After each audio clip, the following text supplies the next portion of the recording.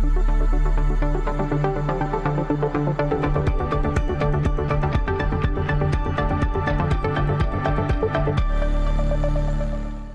again, everybody. Welcome back to another episode of Wisconsin Weather Experts on this Tuesday. The sun is shining here locally in Milwaukee. It's going to be a hot day, though.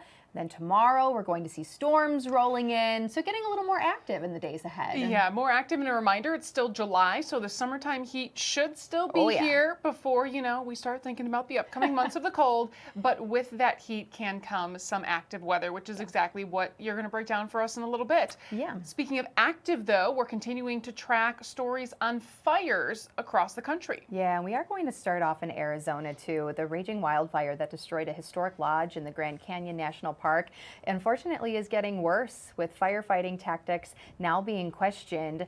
Fire officials say the Dragon Bravo wildfire currently has no containment. The National Park Service says the fire was being allowed to burn to benefit the land, but 3 days later, fire officials and the Park Service issued evacuation warnings.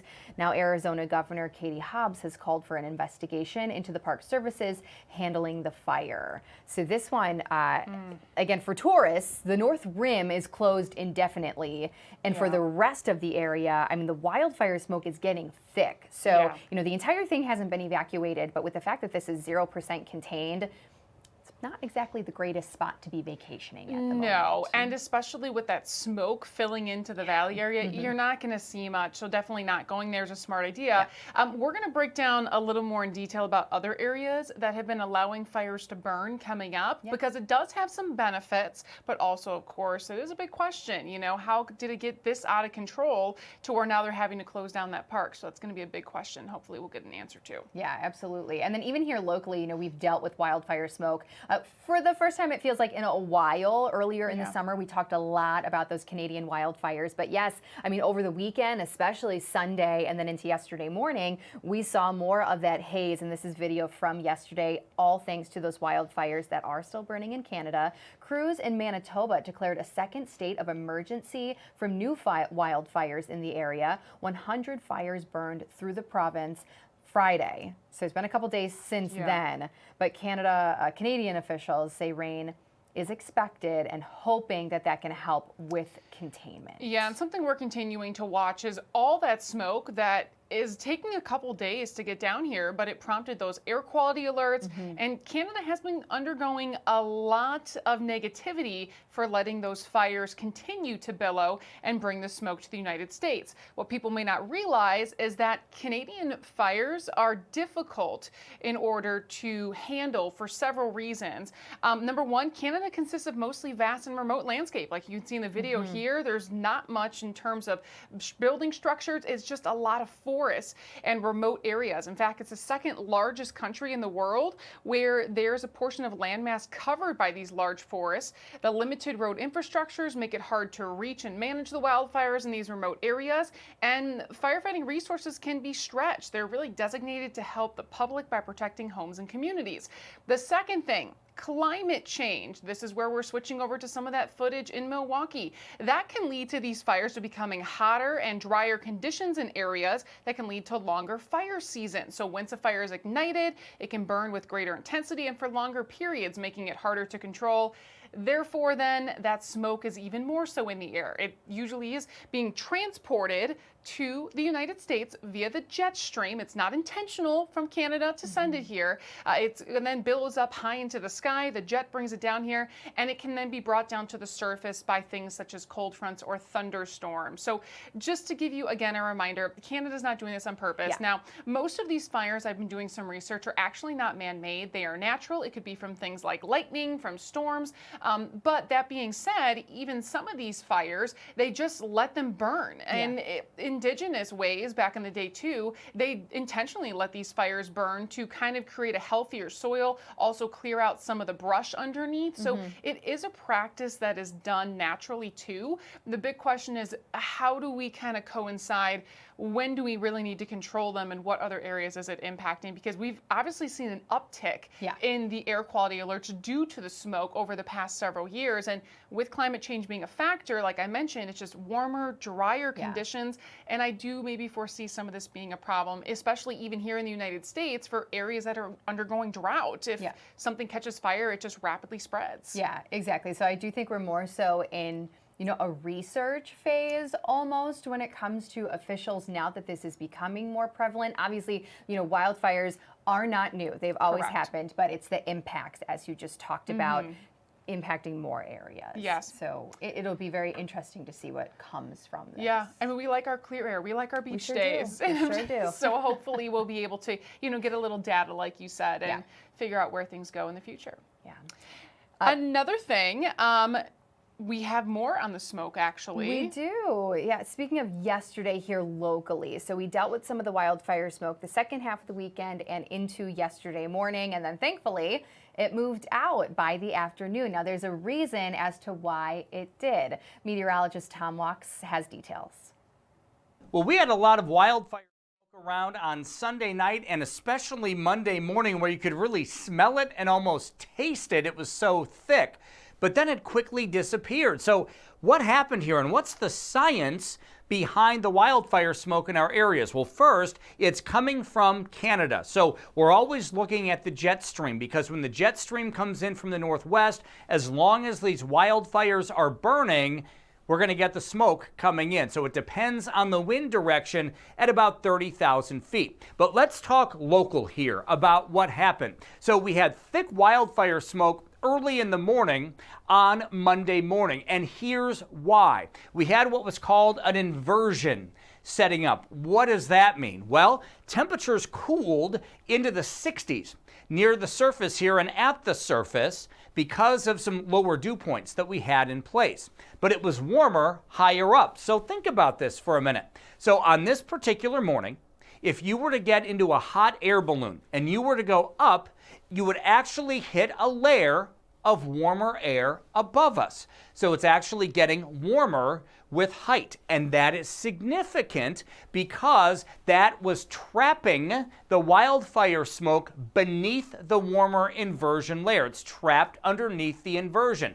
So that is what caused that smoke to be pushed close to the surface and why it was so thick here at the Earth's surface as well. Now, what happened when the sun came out? You ready for this? So the sun came out, it heated the ground, and the ground then heats the air, and poof. Not only did the inversion go away because our temperature got warmer at the surface than it was above us because the sun came out and warmed us up, but that also allowed that trapped wildfire smoke to disappear as well, and that plume of smoke continued to make its way off to the east of our region, which allowed us to get back into the blue skies on late Monday morning and into the afternoon. So again, the science behind this is that inversion layer or warmer layer of air aloft, very similar, by the way, to when we talk about thunderstorms, especially in the springtime.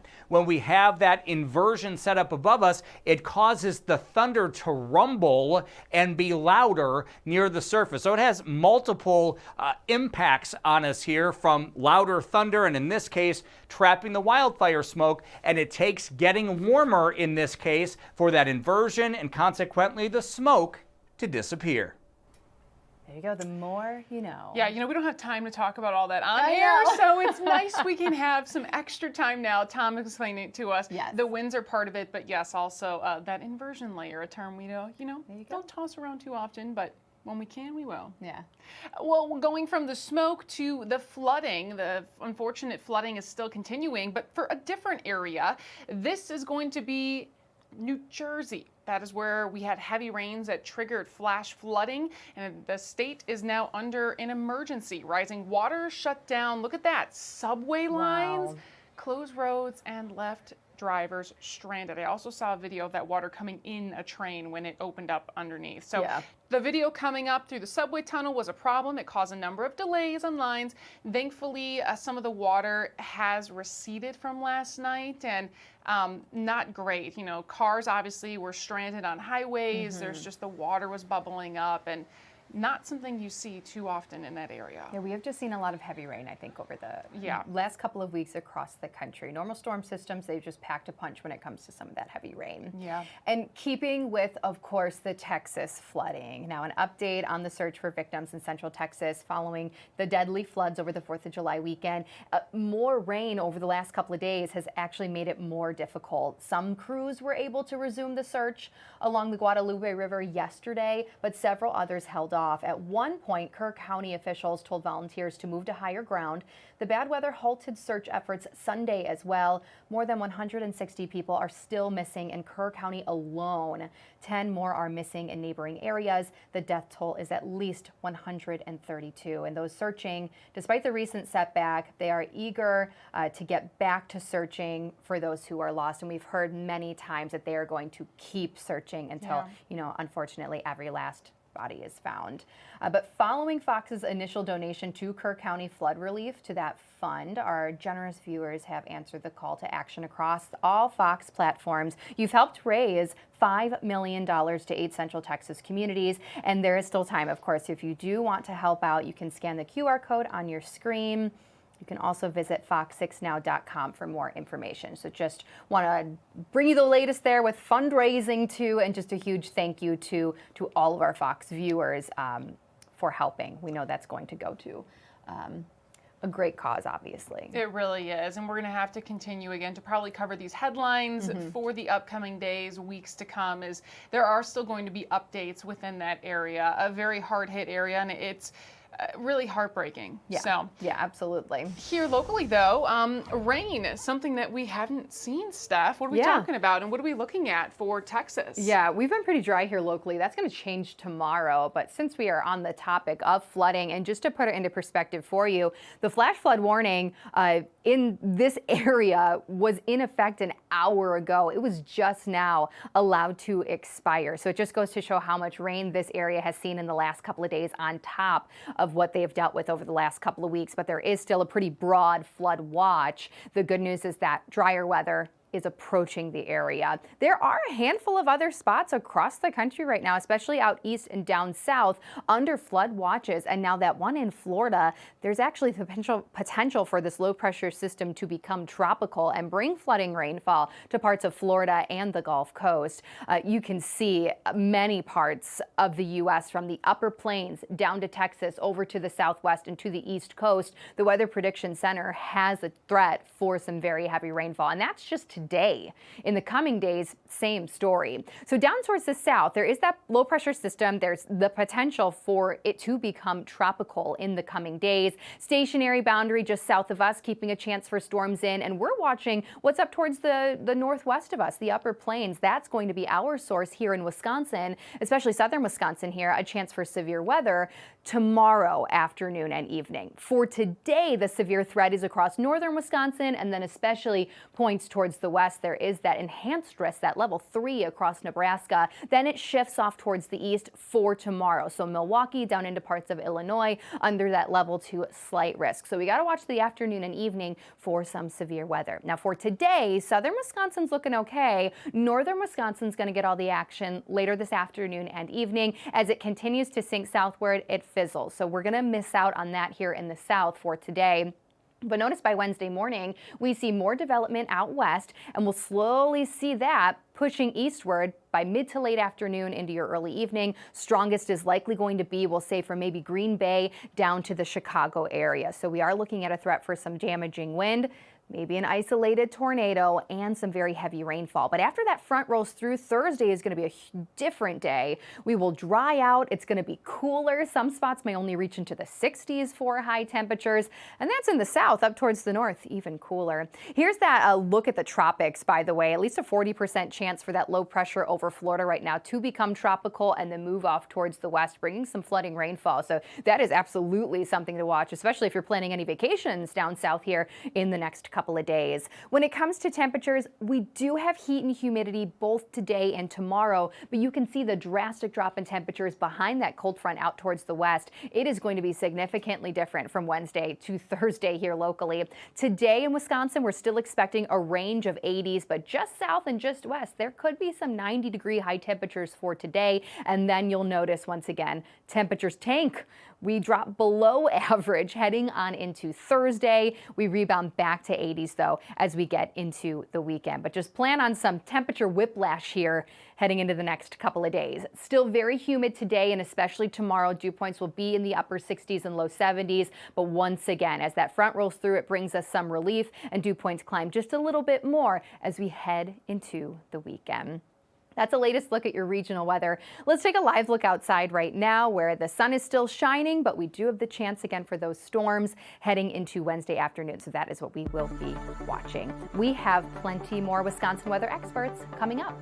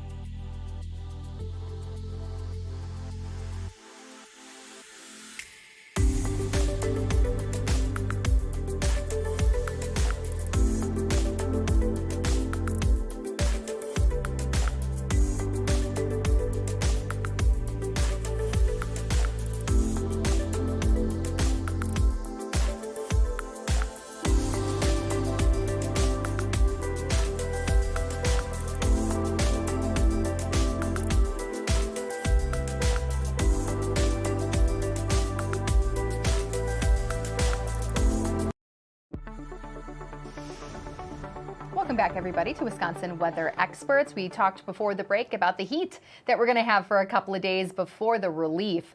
But it makes us a little angry, doesn't it, Lisa? It does. Yeah, if you're someone who might be feeling a little irritable with the heat, well, you're not alone. Experts are sharing why. They say our bodies go into overdrive to help keep us cool, and that can create stress. Heat also can drain your energy and impact how you think things through. It can even take a toll on your sleep, and the less sleep you get, the more impatient or irritable you might become. Doctors say it's important to drink lots of water and avoid becoming dehydrated. Also have some electrolyte drinks if you can, because that could impact your mood as well. So don't want to use the heat as an excuse for being moody one day, but just keep in mind that the heat's something we're focusing on as we're heading through the summer. It all makes sense, doesn't it? And while it is still summer, kids will be heading back to school soon. I hate to do that to you, but we know it's coming. Chief Meteorologist Rob Haswell had the opportunity to talk with Shel Winkley with Climate Central to talk about how some kids will be a lot warmer heading back to school this year. I'm joined now by Shel Winkley from Climate Central. And even though we're in the middle of summer vacation at this point, we are talking back to school. And the reason, Shel, is because some of our schools are going to be cooking this fall. Right. You know, we talk about climate change a lot. Like, we know that is the reason that temperatures are hotter today than they were just decades ago. And we'll, dive into that more in a bit. But the little extra layer on top of that is urban heat island effect. And anytime we talk climate change, people say, but we've taken away green space and we've added more concrete. And that's absolutely true. But it is also a man-made element, right?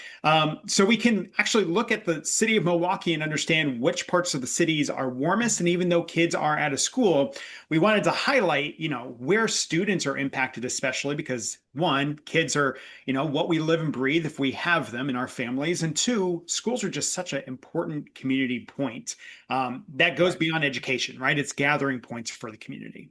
Right. It's a huge part of every person's life, right? I mean, our school years are kind of, our golden years in many, many ways. So we want them to be as good. And the whole point of going to school is for us to learn. It's hard to do that when the heat is on. You've got some numbers and some charts and graphs for me, right?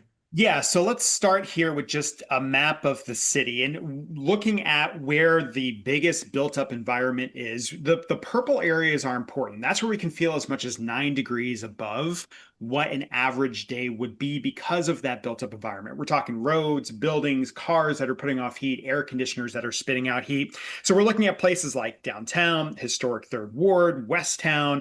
I thought it was interesting, east of Pine Lawn Memorial Park around 104. That's where we're seeing some of these spots, right? Where we've taken out that green space. So that's just the city at hand.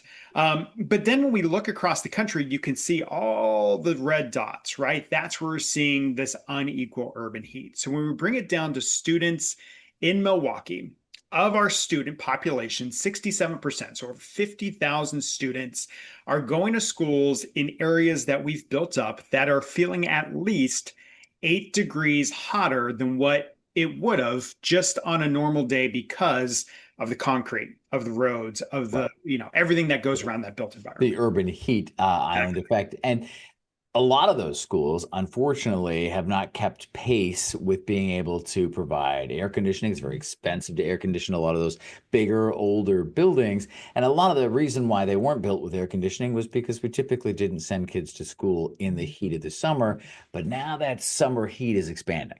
Right. And if you think about, schools in the South, most of them do have adequate air conditioning, but they deal with heat at the end of the school year and beginning of the school year. Up here in, Wisconsin, at the beginning of the school years, we see the summer months really start to stretch out. What that can lead to if you don't have adequate cooling is you're having to delay school, you're having to go for early releases, or maybe even flat out cancel school. So we're losing these education days. And we're also losing days that might have been saved for winter weather, right? So now we're going to have to start making up a few days at the end of the school year as well. Yeah, it's interesting to see we've shifted maybe from, snow days to heat days right now. And then as we take a look, obviously, at the city map there, you can just visually make out the spots that are impacted the most. Right. So maybe, pick out your city, right? And we focused on this 8 degrees or hotter area, but that doesn't mean that other schools aren't susceptible. They're feeling temperatures that are at least 6 degrees hotter. So, yeah. And the things that we know generally just about heat, right? Think about how you feel in the heat. When you get hot, you get agitated, you get irritable, you don't want to sit there and do the task at hand. Students already, have a lot that's going on in their lives. When we have this heat involved, it makes that learning process harder, and it makes it where they can't absorb the information and enjoy those school days. And the thing that we just know about the way we build our cities, with climate change in general, right? Every neighborhood is not the same. We know that lower income neighborhoods are usually the ones that have these bigger built up environments around them and the more heat around them. So, every student, we talk about at the beginning of school with school supplies, right? Every student deserves to walk in on day one with new school supplies so they can be ready to learn. Every student deserves the ability to have a comfortable learning space and a safe learning space so they can get the best education they can. And with this heat, that's not necessarily the case across the entire city. There you go. And it benefits everybody when we give our kids a good start at life, good education for sure. What are some of the things that people can do? Are there maybe some school projects? Like, can schools find a way to maybe green up their space? Yeah, absolutely. So, I think if we're talking about students specifically, community gardens, that's one way to bring back in native vegetation. And it also gets the kids into the dirt and gives them another learning experience of, growing vegetables or growing produce. We can add back in, take away some of that concrete, add back in some of those native grasses, put back in some of that green canopy space, more trees around our neighborhoods. and our schools, especially over the parks, like over where we have recess. If kids can't go outside and be comfortable there, then they don't get to run around as well.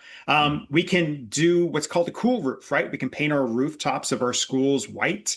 That helps reflect the sunlight. And we can also do the same thing for the streets around our school. So that instead of absorbing and re-emitting that heat, it just bounces off and sends it back up to space.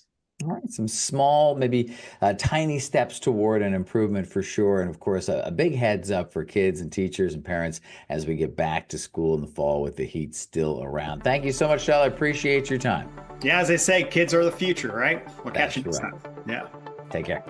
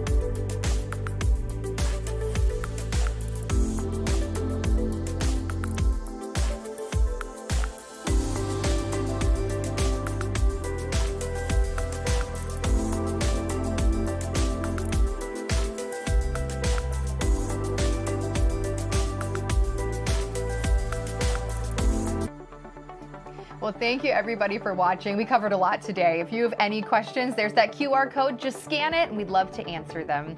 Have a great day. We'll see you right back here on Fox Local tomorrow at noon.